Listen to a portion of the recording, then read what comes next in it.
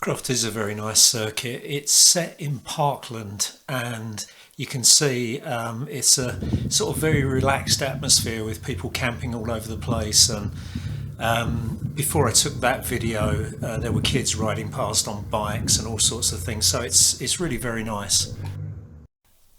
The circuit's got a good variety of sections. So you can see we start and we come down to this corner called Claveau. That's quite tricky because there's a big gravel runoff on the left and lots of people end up in the gravel. You need to go around the little chicane before Hawthorne, and that's really important because you need to maintain speed going through the next chicane so that you can maximise your speed down the straight to Tower Bend. Tower for me is probably one of the more challenging bends. I find that either I'm braking too hard into it and not carrying enough speed through, or there is a danger you can run off the side of the track. But the reason that's also an important corner is because the next section from Tower Bend all the way through Jim Clark S's, Barcroft and down to Sunny Inn, that's all flat out in fourth gear. The track map at Sunny Inn shows a sort of double apex. I didn't really detect that. To me it's just one corner.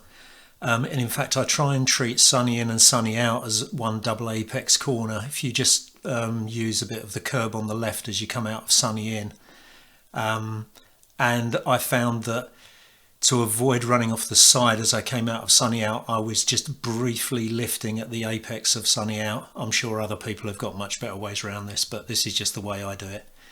I find the complex quite difficult, mainly because I don't seem to be able to get a consistent time through there. I can do it fast, but I can't do it fast time and time again.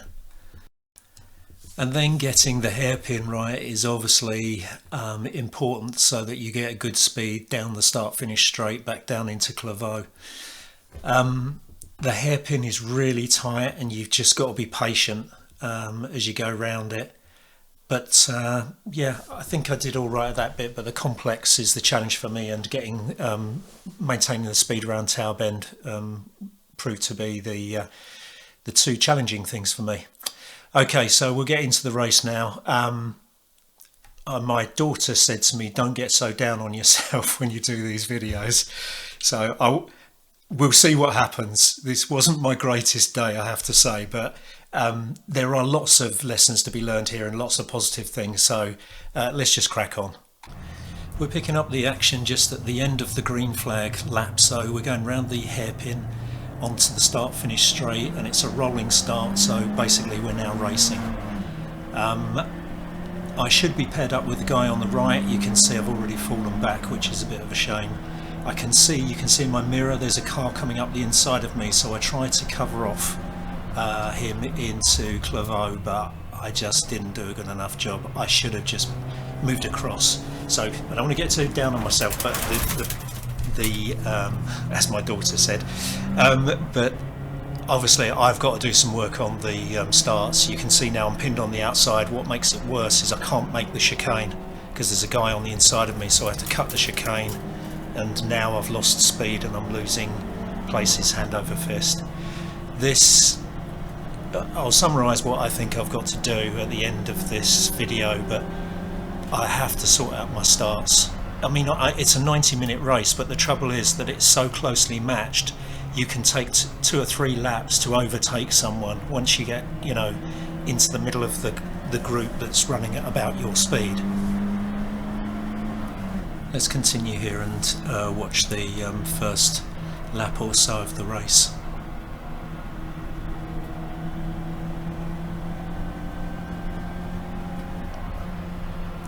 The funny thing was, it was sunny all day and it just started to rain the moment we came out onto the track. It was very, it was those sort of large blobs of water, not really raining, just spitting, as Peter Kay would say. It's spitting.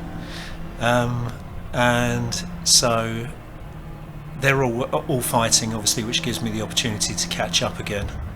But passing them is going to be something else. And the VMS car directly in front of us, the red and white one, I had a battle with that for long periods.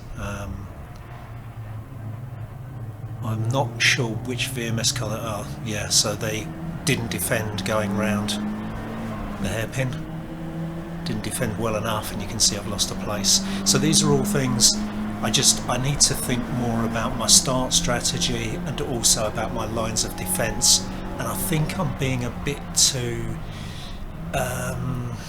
forgiving of other people. I'm giving them a bit too much room and worrying about, you know, what's happening to them, and really what happens to them behind me is their business. I really need to think, you know, be a bit more selfish and think about what I need to do. The pink car that just went through, I don't know who's driving that, but that was quite fast throughout the race, and I think he was out of position because he then goes on to overtake a load more people as we get further down the track.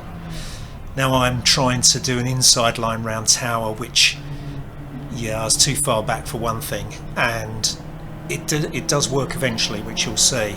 But you can see now, because my line was compromised, I've lost another position. So these are all racecraft issues, lessons I've got to learn. It just makes you wonder when I'm going to learn all the lessons and start to be a bit more competitive. But yeah, you can see, I said earlier in the video that Tower is such an important corner, which is where that green car just well, where I tried to overtake the other car down the inside, and then the green car went past, and that has such an effect all the way down that through the Jim Clark S's, round Croft into Sunny Inn. You lose so much time down there if you don't carry speed out of Tower Bend. Okay, I'm catching them up a bit again, but let's move on. Okay, now we come to a bit of a hairy moment coming into Tower again.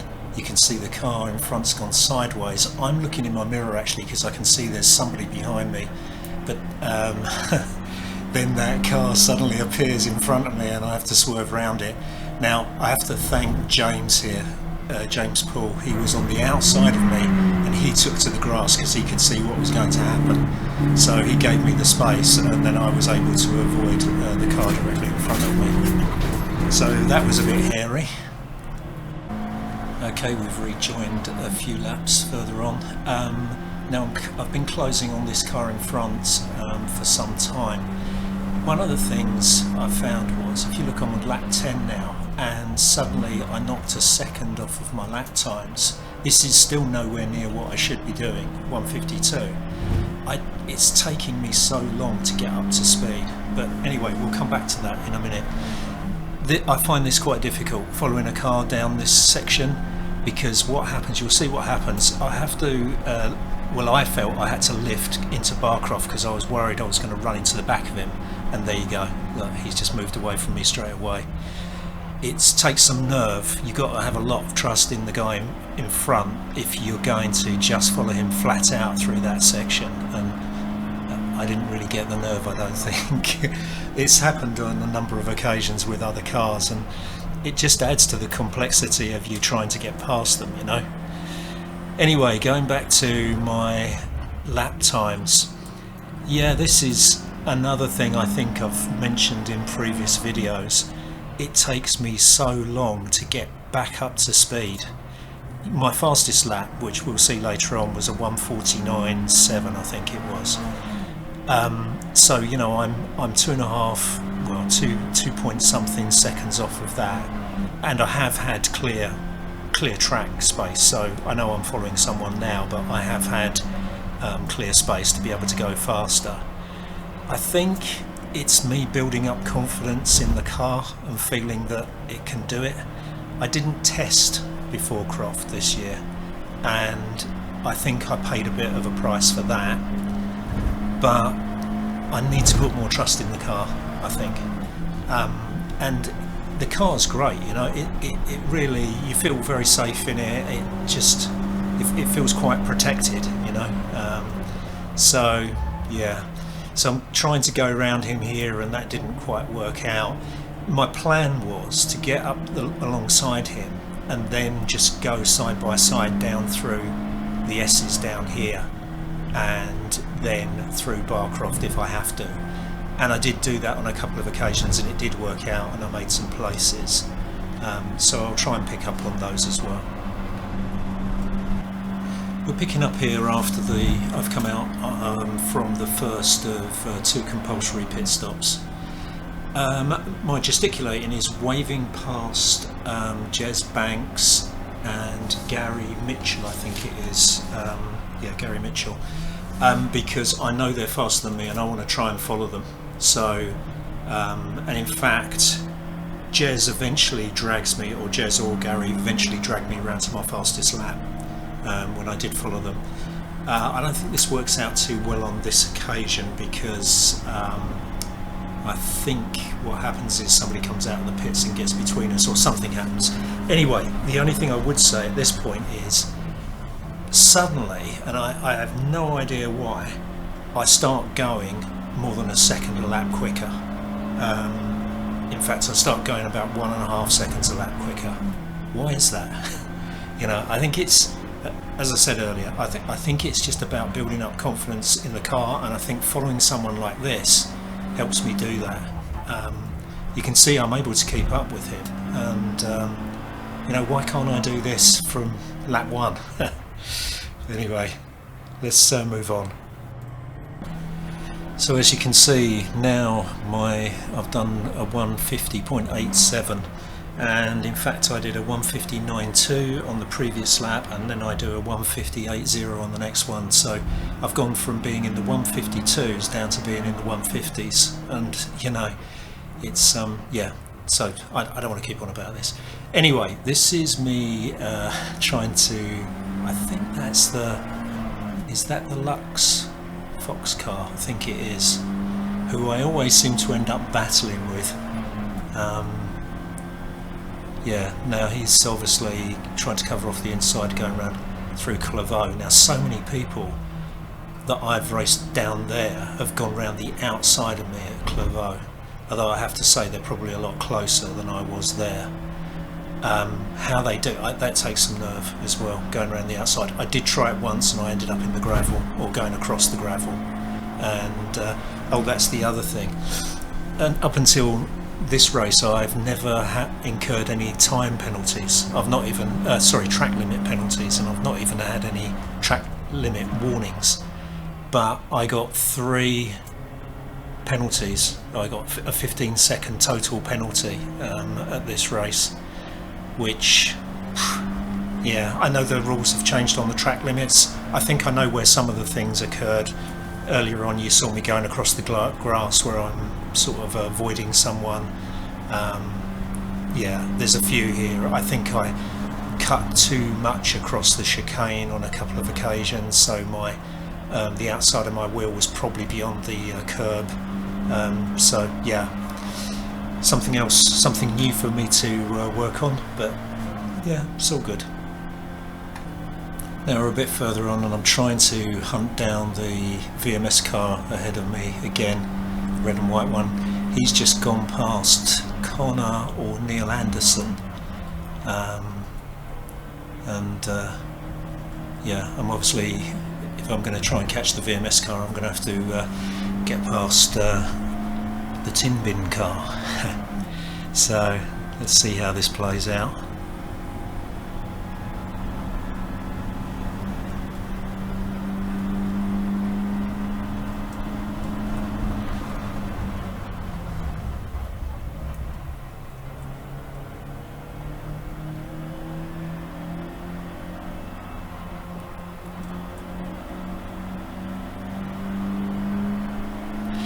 When we come up to this complex left first turn, I was taking a wide line round here after seeing Anthony Seddon do it.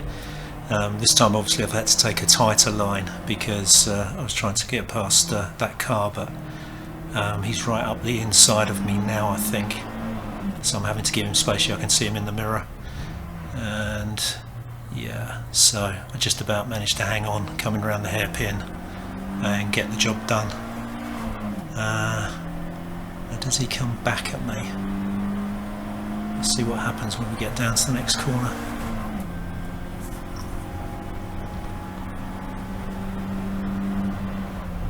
No, I think we're good. Alright, let's move on again. So try as I might, I couldn't catch that VMS car in front, but now we've got a safety car period, so obviously that is going to help me, well, get up behind him anyway, and then we'll see what we can do from there.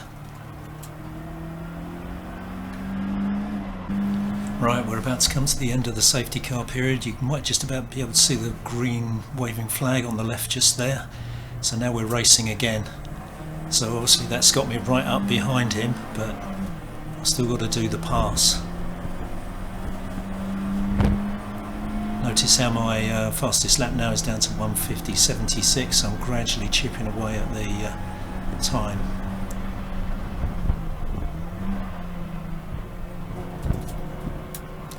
Yeah, that was unfortunate. So that's Matt Highcock and Anthony Seddon.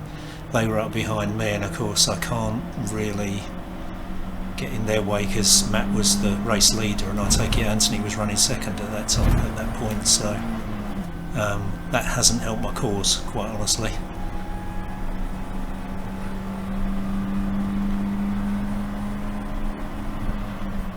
I tried following Matt and Anthony at various times, but yeah, it's really difficult there.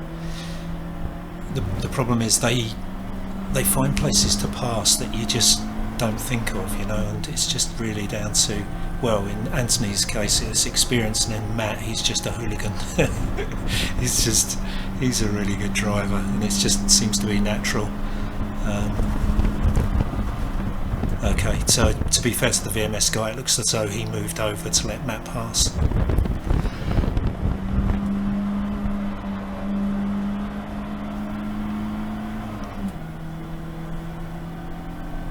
So if I can just hang on the coattails of Anthony here, that'll get me up close to the VMS car again. You see Anthony's wide line round. I don't know if he classes that as a wet line. Maybe he does. Anyway, it's gradually getting me closer.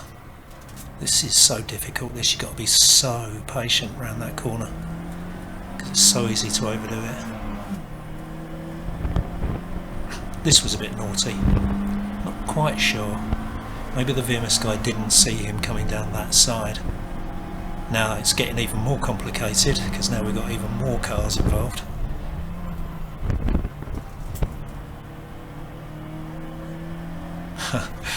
The elusive red and white car just seems to keep getting away from me. Just when I think I'm getting close, it slips away again. I got a good run out of here on whoever that is, and so that wasn't too difficult to do that move. I'll try and catch up with Anthony again. Oh, he's going to have him this time, yeah.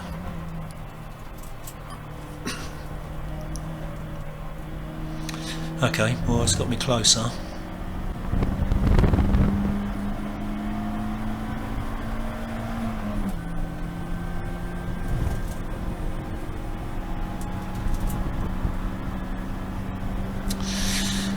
Yeah, he's pulling away from me down there. The red and white car, that is.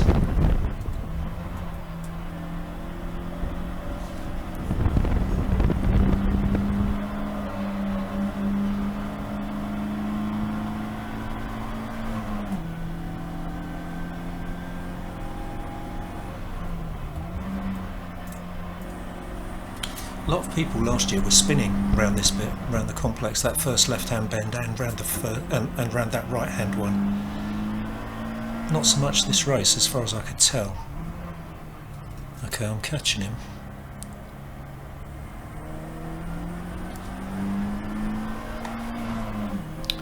Yeah, he's pulling away from me. Blimey, that car's fast down the straight. Unless he probably got a better exit out of the hairpin than I did. Let's move on. Okay, now I've caught up with two of them and I can't remember which one I was racing. I think it still is the one directly in front of me. But anyway, let's see what happens as we go down here. See, look at that. Oh no, actually not so bad this time. So I think it just depends on what sort of exit they get out of the hairpin. There's more people coming out of the pits. I need to get this job done. This is just taking too long. Who is that? I think that's, yeah, it's the Alex and Guy Povey's car, I think, which I had a good fun racing last year at Brands until I stuck it in the gravel at Paddock Hill Bend. Okay, the other VMS car's gone away like its tail's on fire, so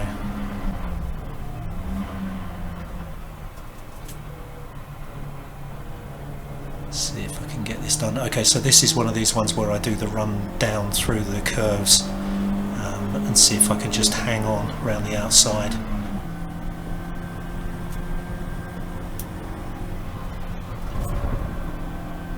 Alright, seem to have got that one done. Okay, we'll move on again. Right, now this is after my second pit stop. Done a few laps. Actually I haven't, I've only done one, haven't I? I've got Jez Banks behind me, and I think this time it is Jez, and I let him go through because I want to try and tailgate him again and see if he can drag me round to a good lap. He might even help me get past these other cars in front, so we'll see how this goes.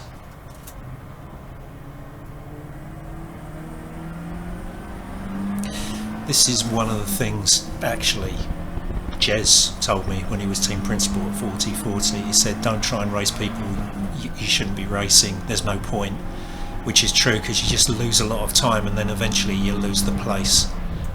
So you've got to pick your battles. I know he's at least a second faster than me, so it's worth just letting him go through and trying to keep up with him.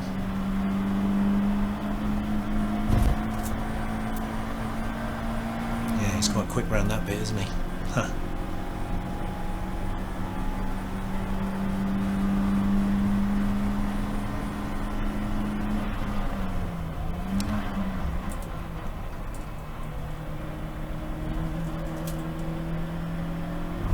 You see my time now is down to 1:50.65, so again I've chipped a bit more time off of my lap time. But you know, I really, if I could do 1:50.6 every lap from, you know, about 2 laps in, that would stand me in really good stead. I just need to get up to speed more quickly. Okay, now to be fair to Jez, he's been held up by the VMS car, so I'm sure he'd go faster than this if that car wasn't there.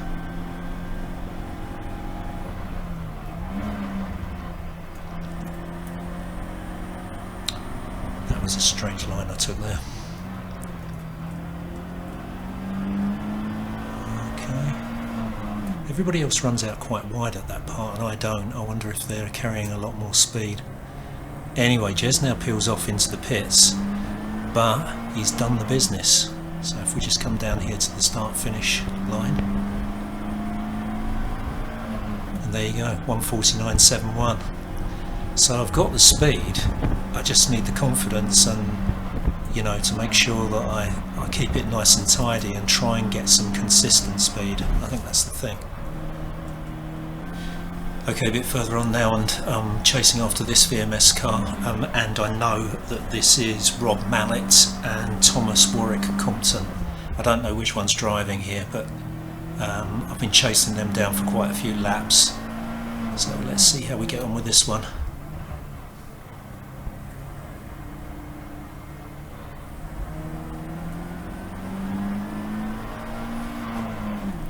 Yeah, see, that's more of a comparative speed. He's still getting away from me a bit.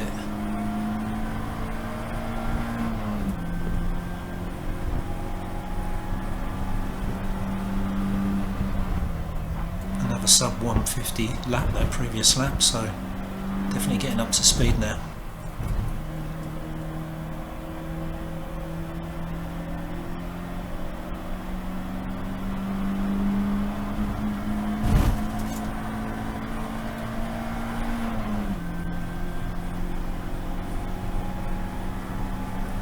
Come on, gotta get this guy.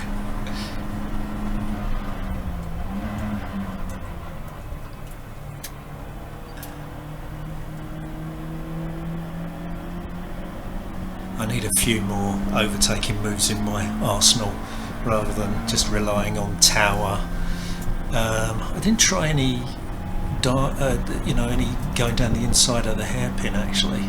I might have tried it. Oh yes, I did. Of course I did. I did it a couple of times, and I did make the move stick. The tail one will work, but you've got to be closer than I was at that last time through there. Okay, I'm quite good through the sunnies. I noticed that before. I got used to the fact that if you coming out of sunny out, if you just lift at the apex, it tucks the nose in and that stops you running wide. You don't have to lift a lot, just a tiny amount. Yeah, this is where I'm going to get him at the hairpin, isn't it? I'm keeping him out on the outside. Yeah. Said I didn't do any at the hairpin. Okay. Can I make it stick?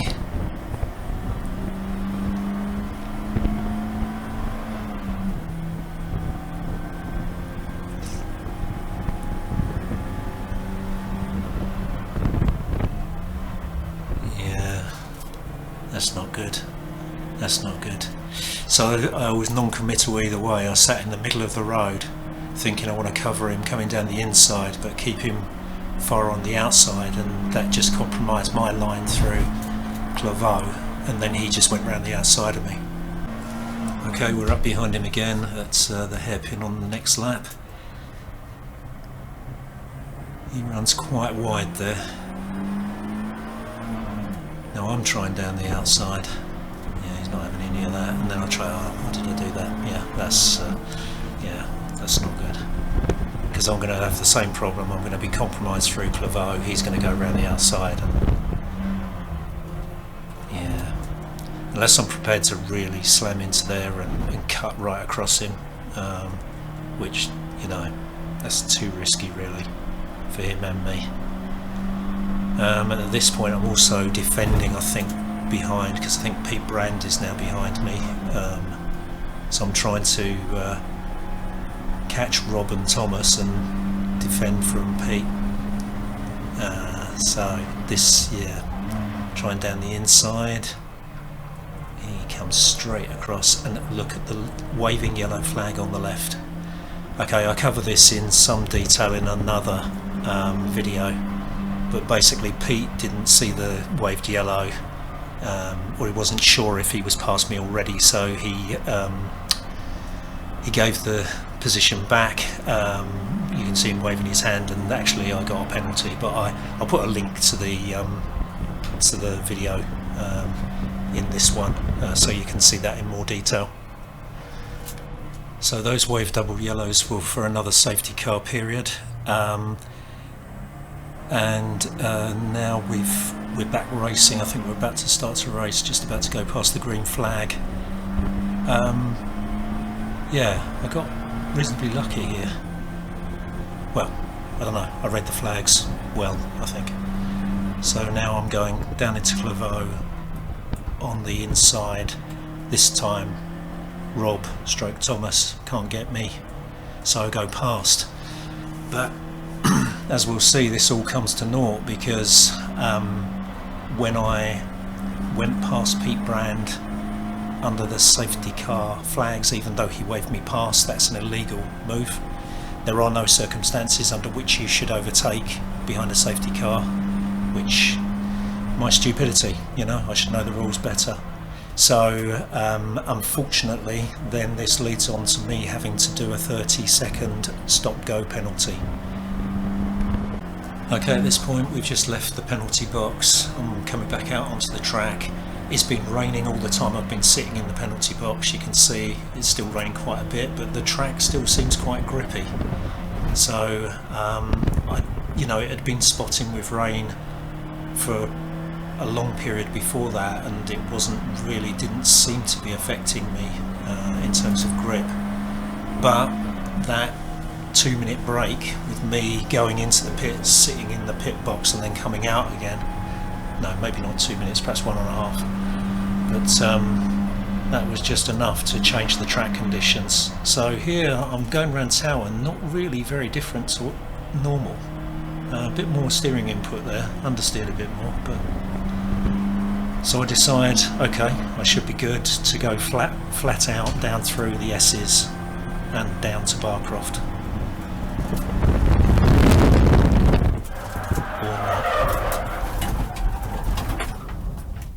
That was quite a shock, and I think I looked and I was doing 132 kph when I spun, which is it's enough to get your heart rate going a bit.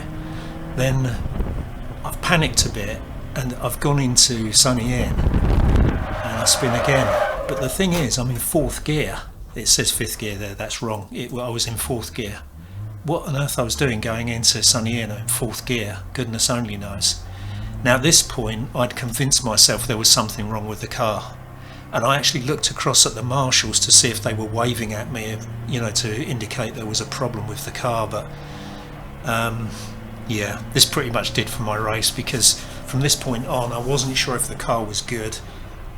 I've already said about me having to build up confidence in the car to drive quickly, and quite honestly I drove like a complete idiot from this point on. Well, not an idiot, but I drove ridiculously slowly, where I could have been, you know, just driving smoothly around the corners and going fast down the straights. I wasn't thinking straight, I didn't take the wet lines. My teammate Antonio pointed out to me, he said I was following you at one point and you were doing all the dry lines around the corners, and he's quite right, I was. I eventually cottoned on to what I was doing and started to get the lap time down a bit, but unfortunately the damage was done. It's been quite cathartic making this video. There was a point where I thought, I don't even know if I'm going to bother. But as my daughter said, I shouldn't get so down on myself, and actually there was some good learning opportunities here. So it's not all bad. As you can see here, I came last on the road. Well, did I come last? Yeah, I did, because I've got a 15-second penalty, but that wouldn't have gained me a place. So I was actually last on the road. Yeah, the stop-go penalty and then the spin after that basically did for me, really. But I've made a note on my pad of things I want to do. I'm going to rethink my starts, because obviously that seems to be a big issue. I need to put more trust in the car from the get-go. As soon as we leave the line, I need to be, need to feel confident in the car. I need to recover more quickly from incidents like the spin, but keep a cool head instead of losing my head and going into sunny and in 4th gear. And the other thing is a big lesson for me, and I've posted some stuff on various forums, and it seems other people were perhaps not completely clear on this, but the rule is don't overtake behind the safety car no matter what happens. So that's something that I will make sure I don't do again. Okay, I hope you found that interesting, and I look forward to reporting back to you on our next race, which is at Snetterton.